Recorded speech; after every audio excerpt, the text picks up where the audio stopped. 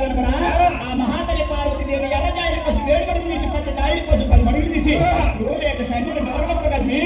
అటువంటి సమీకారాన్ని కూడా 4 చేసి 4 పెట్టుకుని మిగిలినటువంటి 4 పార్కులు కూడా చేసి బొమ్మకు తగినటువంటి ప్రాణం కూడా పోసి పార్వతీదేవి